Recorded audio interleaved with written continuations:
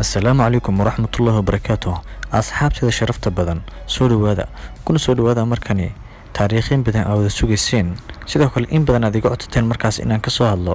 مرو فاطمة هاتم هيدي عردي مدن عثمان يسيدو كليت قبدي هذا شيء مرهم هاتم قبدي كيريد مدن أورهان أو سلطانكي كوبات ee markaasi yeelata dowladda Cuthmaaniyiintu in badan asxaabta kamid ayaa waxay isweydiinayaan maxaad ka wadaa sultaankii koobaad ee dowladda Cuthmaaniyiinta daawade waan ognahay markaasi mudan Cuthmaan inuu ahaa aas-aasihii dowladda Cuthmaaniyiinta balse laakiin magaca sultaan si rasmi ah waxa uu qaatay mudan Orhan mudan Cuthmaanse isagoo oo markaasi geeriyooday ayaa magaca laga daba geeyay inkasta oo taariikhiyahanna fara badan markaasi eraygan isku khilaafaan qaar ay yiraahdaan Sultaan Uthman ayaa sultaankii koobaad ee dowladda Cuthmaaniyiinta qaar badanna ay yiraahdaan Sultaan Orhan ayaa ahaa sultaankii koobaad ee dowladda Cuthmaaniyiinta isku soo wada duuba mudan Uthman ayaa markaasi waxa loo badiyaa in isagoo oo nooleen magaca markaasi la siiyay haddaba daawada muuqaalkeenu maanta arrintaasi kuma saabsana ee waxa uu ku saabsan yahay Fatima Hatum waxaan rajaynayaa muuqaalka in leeg aad saartay sidoo kale channelka aduna subscribe ku hayna aad subscribe dhahday maadaama taariikhda maanta aan ka sheekeyn ay tahay markii ugu horeysay la soo geliyo barta YouTube iyadoo markaasi taariikhda Fatima Hatum laga hadlayo luqadda Soomaaliga asi bilaaban hadda muuqaalkeena gabadha la yiraahdo Fatima Hatum waxay ahayd gabadhii koobaad ee mudan Uthman markaasi uu dhalay iyadoo taariikhyahanna badan ay yiraahdaan mudan Uthman halkan gabadh ayuu booba dhalay inkastoo arrintaasi khilaaf badan uu ka taagan yahay oo la yiraahdo mudan Uthman laba gabdhood ayuu dhalay haddaba Fatima Hatum waxa ay ku dhalatay magaalada Zukuut sanadda markii ay ahayd 1284 taariikhda miilaadiga Fatima Hatum waxay ahayd gabadh lagu soo barbaariyay jacayl iyo farxad waalid iyadoo oo yaraanteeda markaasi la baray ku dagaalanka seefta iyo sidoo kale maamulkaba gabadha la yiraahdo Fatima Hatum waxa la sheegay dhalashadeedii in markaasi ay ku beegneyd xilli markaasi weerar ba'an ay ku hayeen ciidamada Mongoolku qabiilka Kai Fatima Hatum maadaama markaasi yaraanteediba ay ku aqliyeysatay iyadoo qabiilkeedu ay kula jiraan dagaal ba'an markaasi ciidamada Mongoolka iyo Byzantiniyiinta sida daraadeedna Fatima Hatum yaraanteediba waxa ay baratay ku dagaalanka seefta iyadoo markaas taariikhyahanadu ay sheegaan in markaasi leebka tuuristiisa ay aad ugu dheereynaysay macnaheedu waxa laga wadaa ku dagaalanka seefta waxa ay kaga fiicneed inay ku dagaalanto leebka Fatima Hatum waxa la sheegay in ay gabadh aad u aqli badan iyadoo dawladda ka caawin jirtay arrimaha siyaasadeed ee gudaha ah dhibaatooyin badan iyadoo xalisay ku dasho daawade gabadha Fatima Hatum waxay ahayd gabadh markaas goobaha dagaalka wacdara ka dhigta iyadoo oo badankood dagaalada waaweyn u raaci jirta markaasi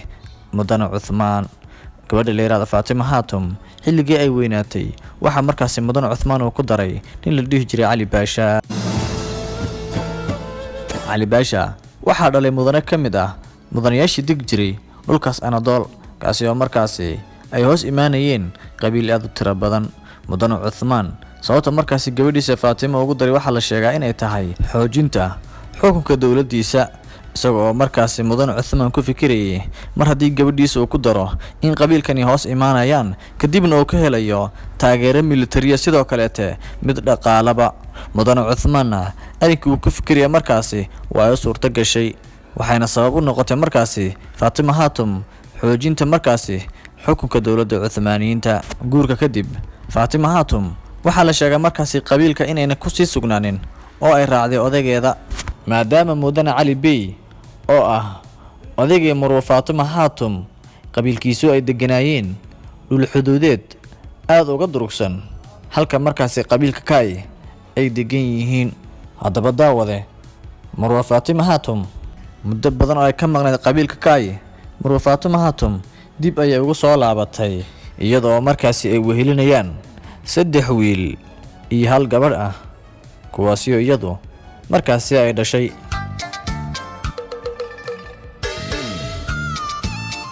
iyadoo markaasi ciyalka Fatima Hatum ay kala ahaayeen Maxamed Bey Ali Bey Ibrahim Bey iyo Ayman Hatum oo ahayd halka gabadh ee markaasi ay dhashay inda deeraleydani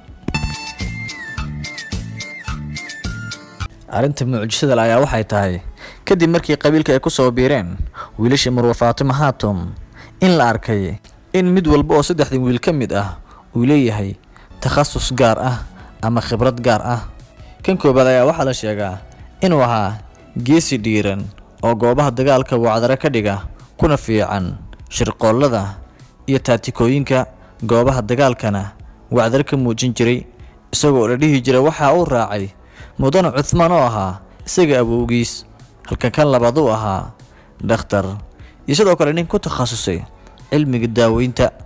isagoo markaas isna loo aanayay in uu raacay mudane Cali Addiin oo markaasi ahaa isaga abtigiis halka midka kale uu ahaa injineer aad ugu fiican sameynta waxyaabaha qarxa isagoo ciidamada ka caawin jiray in manjaaniiqda awal hor lagu tuuri jiray dhagax taa bedelkeeda uu sameeyo walxa qarxaya oo markaasi dhul badan baabi'in kara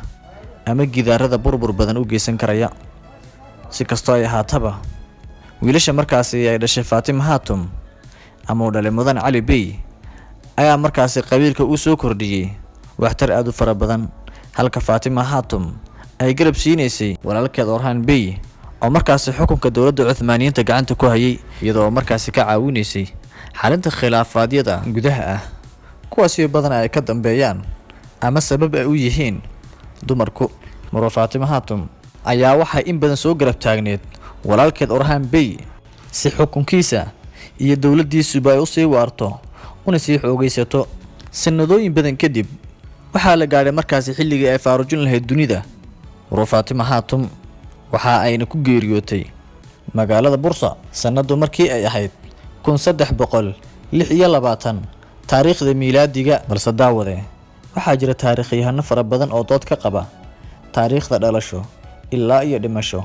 ee Marwo Faatima Hatum iyagoo dhahaya Faatima Hatum waxa ay dhalatay sanadii 1284 waxa ayna dhimatay sanadu markii ay ahayd 1347 isku soo wada duub oo Marwo Faatima Hatum ayaa markaas waxay ahayd da'deedu 63 ilaa 42 inta u dhaxaysa waa xilliga ay dhimanaysay walaalkeed Orhan Bey oo markaas aad u jecel ayaa waxa uu magaalada Bursa uga dhex sameeyay qabri aad loo ilaaliyay waxaan halkaas ku soo ilaatay taariikhdii koobneed ee kaga hadlaynay Marwo Faatima Hatum daawade cilada jirta ayaa waxay tahay taariikhyahanadu markaas waxay xoog saari jireen kaliyata ragga waliba kuwa ay isleeyihiin dunida isbedel ayay ku keeni doonaan magacna waa ay ka sameyn doonaan badanaana ma aynaba xoog saaraynin markaas dagaalyahanada qaarkood iyo sidoo kale taba haweenka tanna waa sababta markaasi aan xog inta ka badan laga haynin gabadha la yiraahdo Faatima Hatum halkan inta soo gaadhay odar muuqaalka like saar fadlan waxaan ka codsanayaa muuqaalka inaad like saartid channelka subscribe hadduna ku hayn in subscribe aad ahdid sidoo kale waxaan jeclaan lahaa inaad qaybta comment-ka ku soo qortid qofka xiga aad jeclaan lahayd inaan muuqaalka xiga ka soo dhigno aad iyo aad ayaad u mahadsan tahay